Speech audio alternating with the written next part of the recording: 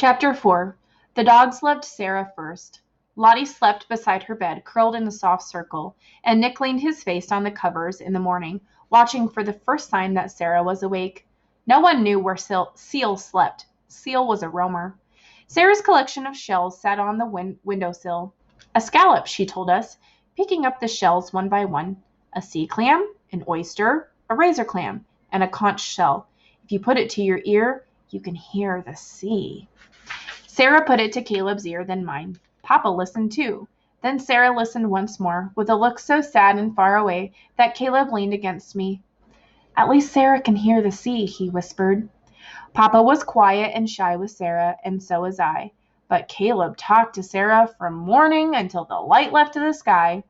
Where are you going? He asked. To do what? To pick flowers, said Sarah. I'll hang some of them upside down and dry them so they'll keep some color, and we can have some flowers all winter long. I'll come too, cried Caleb. Sarah said winter, he said to me. That means Sarah will stay. Together we picked flowers, paintbrush and clover and prairie violets. There were buds on the wild roses that climbed up to the paddock fence. The roses will bloom in early summer, I told Sarah. I looked to see if she knew what I was thinking. Summer was when weddings would be. Might be.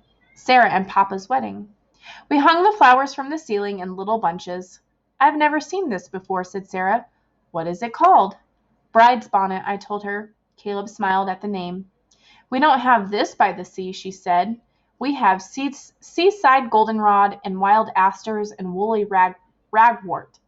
Woolly ragwort, Caleb whooped. He made up a song.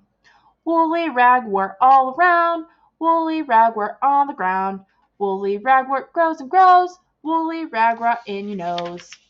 Sarah and Papa laughed, and the dogs lifted their heads and thumped their tails against the wood. Seal sat on the kitchen chair and watched us with yellow eyes. We ate Sarah's stew, the late light coming through the windows. Papa had baked bread, and that was still warm from the fire. The stew is fine, said Papa. Aye, Sarah nodded. The bread, too. What does aye mean? Asked Caleb. In Maine, it means yes, said Sarah. Do you want more stew? Aye, said Caleb. Aye, echoed my father. After dinner, Sarah told us about William. He has a gray and white boat named Kittiwake. She looked out the window.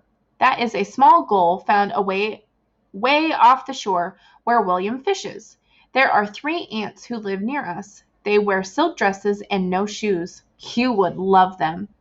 Aye, said Caleb. Does your brother look like you? I asked. Yes, said Sarah. He is plain and tall. At dusk, Sarah cut Caleb's hair on the front steps, gathering his curls and scattering them on the fence and ground. Seal batted some hair around the porch as the dogs watched. Why? Asked Caleb.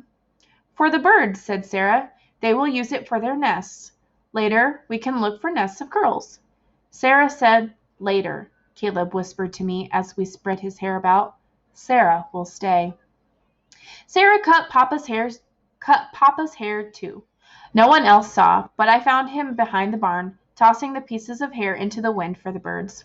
Sarah brushed my hair and tied it up and back with a rose velvet ribbon she had brought from Maine.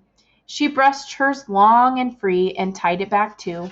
We stood side by side looking into the mirror. I looked taller like Sarah, and fair and thin, and with my hair pulled back, I looked a little like her daughter, Sarah's daughter. And then it was time for singing. Sarah sang us a song we had never heard before as we sat on the porch, insects buzzing in the dark, and the rustle of cows in the grasses. It was called Summer is Isumin In, and she taught it to us all, even Papa, who sang as if he had never stopped singing. Summer is Isumin In, Lud sing cuckoo. What is summer? Asked Caleb. He said it, Sumer, the way Sarah had said it. Sumer, said Papa and Sarah at the same time. Caleb and I looked at each other. Summer was coming. Tomorrow, said Sarah, I want to see the sheep. You know, I've never touched one. Never? Caleb sat up. Never, said Sarah. She smiled and leaned back in her chair. But I've touched seals, real seals. They are cool and slippery, and they slide through the water like fish. They can cry and sing, and sometimes they bark, a little like dogs.